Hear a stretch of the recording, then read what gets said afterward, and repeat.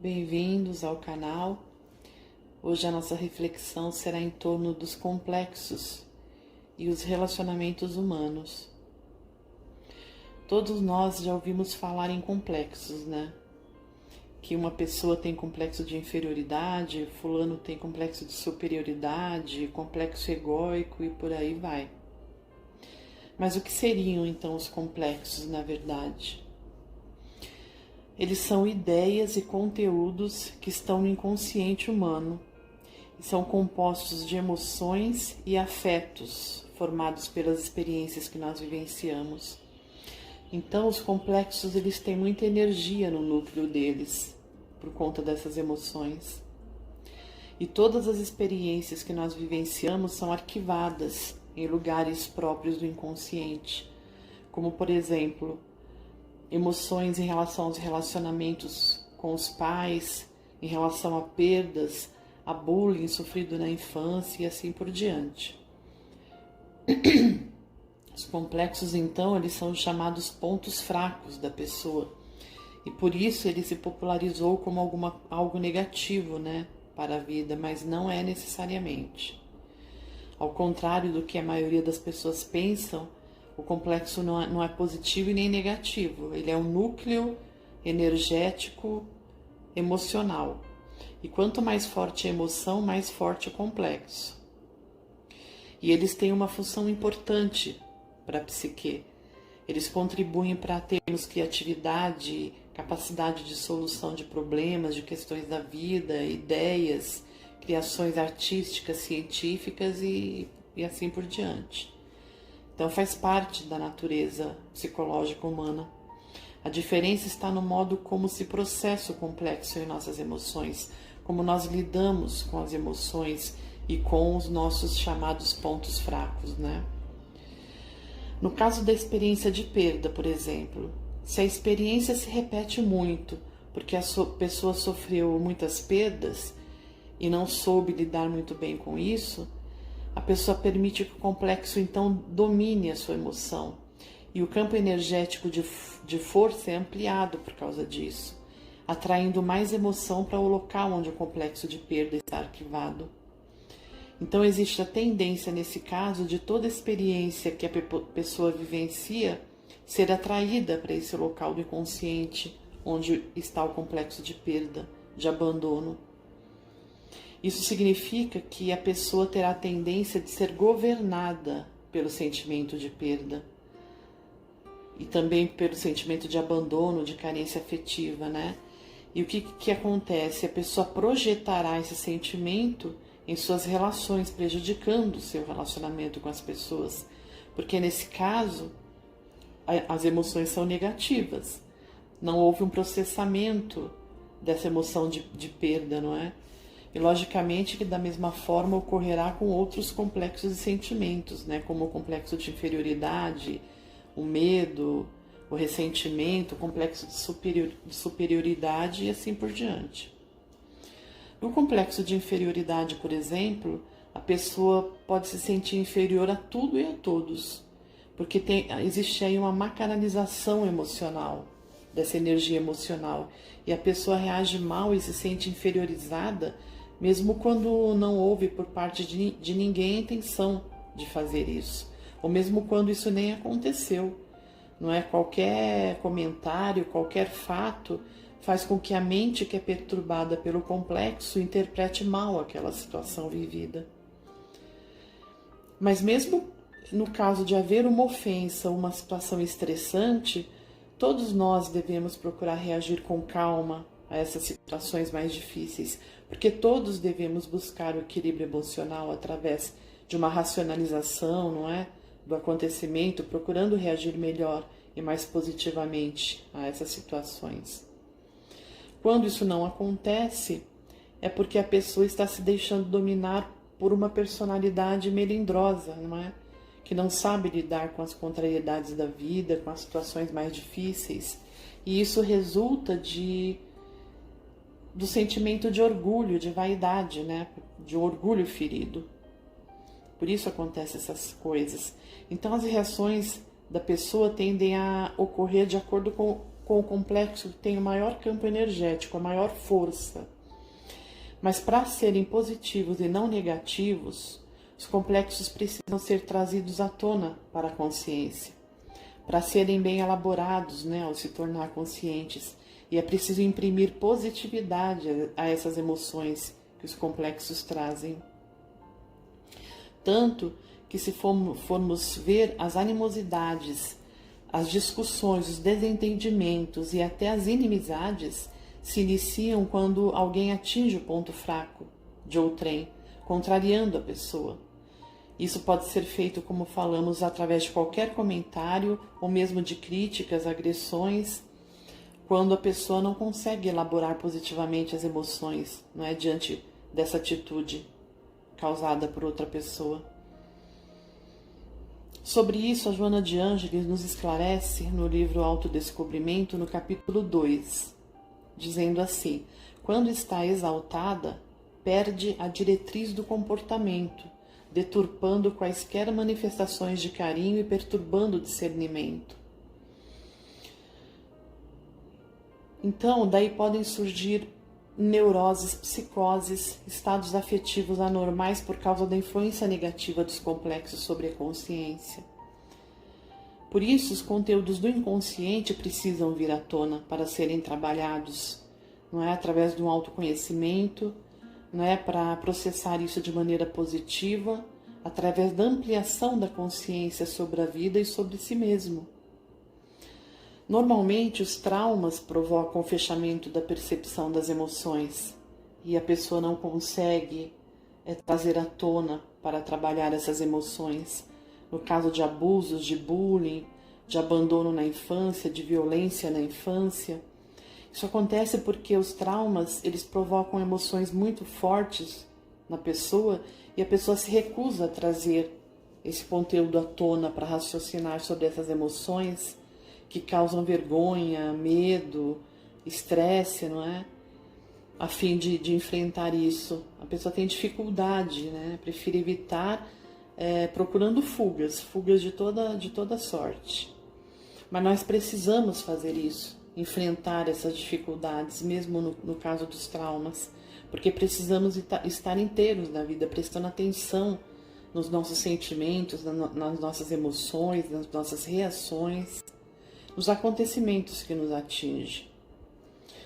Carl Jung diz o seguinte na sua obra O Homem e seus Símbolos: quando reprimidos, os conteúdos inconscientes da mente podem irromper de maneira destrutiva sob a forma de emoções negativas. Então vejam bem, todos nós passamos por contrariedades na vida, todos. Então, portanto, todos sentem raiva, porque a raiva faz parte do instinto de preservação humano. Desde o início, na era primitiva, porque os instintos ajudavam a proteger a vida, Então, faz parte da natureza humana se contrariar diante de uma ofensa, de uma crítica, de uma situação não esperada, mas nós não estamos mais na era primitiva, nós somos chamados civilizados, seres civilizados. E temos o dever de ter controle sobre as nossas emoções. Nós podemos fazer isso, todos nós podemos e devemos canalizar de maneira mais positiva as emoções ruins, como a raiva, o medo, Então, por que será que lidamos tão mal com os nossos sentimentos, com os nossos complexos? Por que será que respondemos tão mal a tudo? Por que tantas brigas, separações, preconceito, medo, injustiças, racismo? Vejam bem, a emoção é repentina, ela não passa pelo crivo da razão. A emoção sentida constantemente é que gera os sentimentos, E, consequentemente, como nós vimos, os complexos. Se a pessoa imprime ideias positivas a essas emoções, os seus sentimentos elaborados serão cada vez melhores e refinados. Mas se imprime ideias negativas às emoções, como o vitimismo, o desejo de vingança, o medo, os sentimentos serão cada vez piores, podendo originar raiva e até ódio, dependendo de como a pessoa atingida elabora, esse comentário, essa ofensa, essa emoção sentida sobre isto. Nós, seres humanos, estamos longe dos sentimentos nobres, estamos dominados pelos instintos primitivos, pelas paixões, pelo orgulho, pelo egoísmo de querer tudo de melhor somente para nós mesmos e de querer sempre ser melhor do que os outros e sempre ter razão, não é? E sempre as vontades atendidas. Isso é uma característica humana ainda predominante, infelizmente. E por isso nós vemos tantas situações difíceis, tantas barbáries na sociedade que chegam a nos assustar, nos revoltar, né? Ainda vemos muito isso, infelizmente. Porque quando a pessoa se deixa levar pelo melindre, pelo orgulho, pela raiva, pela violência e o desejo de vingança, nós devemos compreender que o que falta numa pessoa que tem esse tipo de atitude é a moral, a bondade, a humildade. Por isso as consequências são péssimas, resultando em remorso, em culpa, em angústia, em medo e nos mais diversos conflitos, não é? Então, na verdade, a resposta por que lidamos tão mal com as nossas emoções é curta e grossa e incômoda também. Trata-se simplesmente de deficiência moral e falta de espiritualização. Simplesmente isso. E qual seria então a solução para melhor gerirmos os nossos complexos, as nossas emoções? Para reagirmos melhor às situações difíceis de nossas vidas, nós devemos sair do primitivismo, como nós estamos falando, onde preponderam os instintos grosseiros, e partir para a razão e emoções mais sublimes que culminarão no amor universal, no amor na sua forma mais pura e mais sublime, né? O ser humano, na grande maioria, vive porque nasceu, mas infelizmente não sabe por que vive. Mas nós temos um objetivo muito bem definido. O objetivo da vida humana, na visão espírita, é nos tornarmos plenos, seres integrais, trazendo à tona toda a nossa potencialidade de pessoas boas, lúcidas, conscientes e amorosas. E a plenitude significa interagir consciente e inconsciente. É o chamado processo de individuação, o si mesmo, o self, que é a ampliação da consciência conforme nos ensina o Carl Jung através da sua psicologia analítica. Então, como fazemos isso? Como fazer para ampliar a nossa consciência e alcançar a plenitude e a felicidade?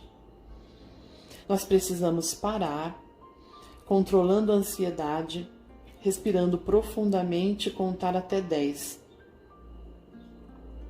Contar até 1000 se for preciso, prestando atenção em nós mesmos, nossas reações, nossos sentimentos. Não podemos agir por impulsividade de seres primitivos, brutais, não é, sabendo que isso trará consequências sempre difíceis, sempre ruins, mas agir com a razão e com a emoção de seres conscientes destinados à luz. É preciso questionar a si mesmo sobre as vezes que sentiu raiva, inveja, ciúme, complexo de inferioridade, indiferença, solidão, medo, todos esses sentimentos difíceis, ruins. Por que sentimos isso?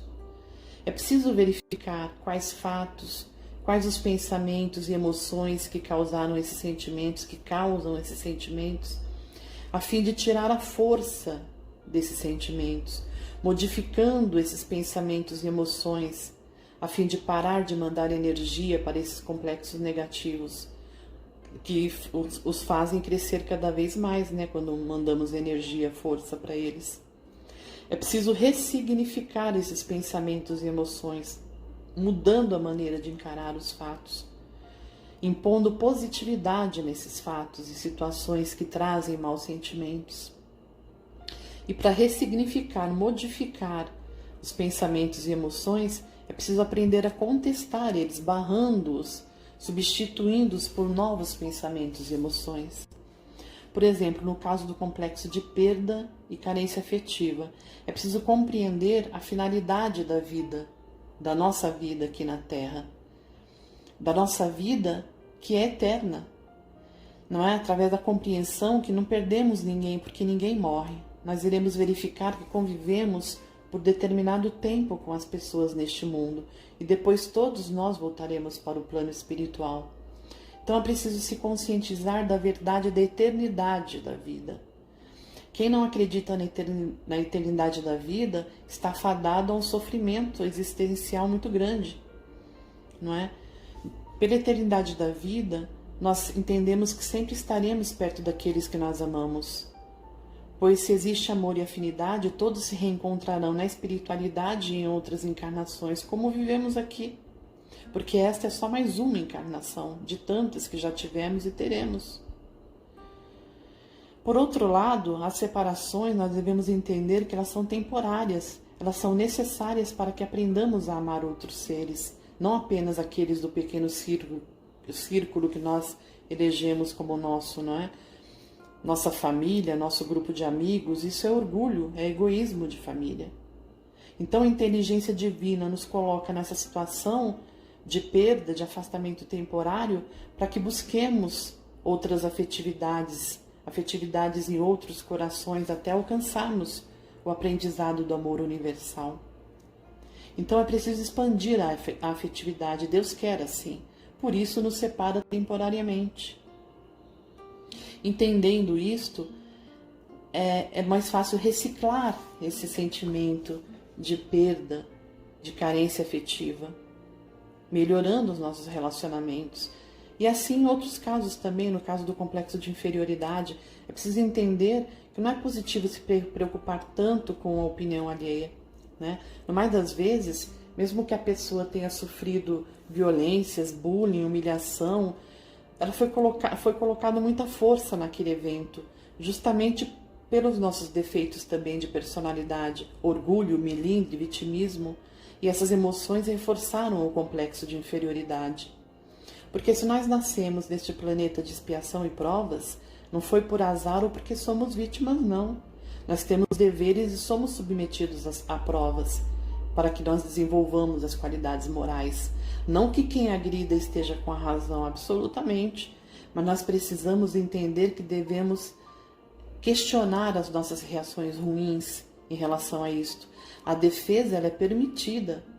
O que não nos é permitido é o revide, não é a vingança, a brutalidade, não é devolver a agressão com agressão também.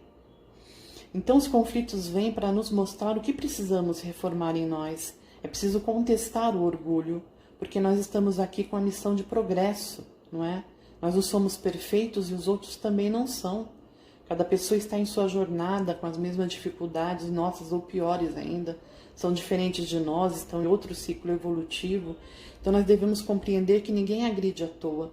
Quem agride, na verdade, gente, está doente, sofre também, porque tem conflitos não trabalhados, não é? Assim como nós temos. Não é? Entendendo isso, tendo a humildade e a paciência de entender isso, fica mais fácil nós processarmos essas situações. Não é? As pessoas agridem por ignorância, imaturidade, desequilíbrio, não é? E quem tenta rebaixar os outros tem problema de autoafirmação, precisamos entender isso. Projeta nos outros seus recalques, não é? Então não se deve colocar demasiado peso para o que vem de fora de nós mesmos. É preciso reforçar o que vem de dentro de nós mesmos, ou seja, a própria personalidade, procurando desenvolver o auto-amor, as qualidades que temos, combatendo os vícios, não é? Conquistando a tranquilidade de consciência e a segurança de ser quem desejamos ser. Quem se aprecia e é seguro do que é, dá menos importância para a opinião alheia, essa que é a verdade. Então é preciso conhecer os próprios pontos fracos, para poder processar melhor os problemas e as emoções. Nós temos condição e potencial para isso, e devemos fazer isso. Nós devemos compreender que não é preciso agir e reagir com violência, como nós falamos. É preciso analisar para identificar qual foi a mensagem, o incômodo que aquela situação nos trouxe. E ter humildade para verificar se houve culpa também de nossa parte, não é? Porque numa discussão se tem a tendência de culpar sempre o outro. Mas é preciso verificar o que colaboramos para em que colaboramos para esse desentendimento. E, se necessário, voltar atrás, pedir desculpas, né? Buscando solucionar a questão da melhor forma. Isso é inteligência emocional. Gente, ninguém aguenta mais tanta maldade, tanta violência e agressividade, não é, no mundo. Nós estamos em tempos onde necessitamos de autocontrole, de piedade, não é?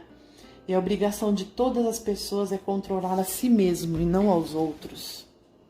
Então não devemos entrar na mesma faixa vibratória de quem é agressor de maneira nenhuma. Quem se disciplina e consegue agir assim está a caminho do eu luminoso, a que se referiu Carl Jung, ao eu superior, que se refere Joana de Ângeles, e a sua porção divina, a que se referiu Jesus, que são a mesma coisa. Porque é impossível ser feliz sem a conexão com o outro, sem a troca da energia da afetividade. A pessoa murcha, morre em vida. Então, encerrando a nossa reflexão, vamos observar como está o nosso emocional agora nesta pandemia. Observemos isso, estamos aproveitando essa oportunidade dessa situação tanto difícil para o nosso aprendizado, para a autodescoberta? Então eu deixo aqui uma pergunta que ficará na consciência de cada um, sem pessimismo ou medo. Imaginemos, se o dia de nossa partida para o além fosse hoje ou amanhã, já que tantos estão desencarnando, o que levaríamos de bom em termos de bondade, compaixão e atitudes fraternas em nossa bagagem espiritual? Procuremos entender que é preciso nos reconciliar, nos relacionar bem enquanto estamos a caminho, perdoando as pessoas, porque talvez aquela pessoa que você deseje se reconectar no futuro, você não encontre mais. É importante pensar assim, porque a finalidade da vida é o amor. Pensemos nisto. Fiquem bem e até a próxima.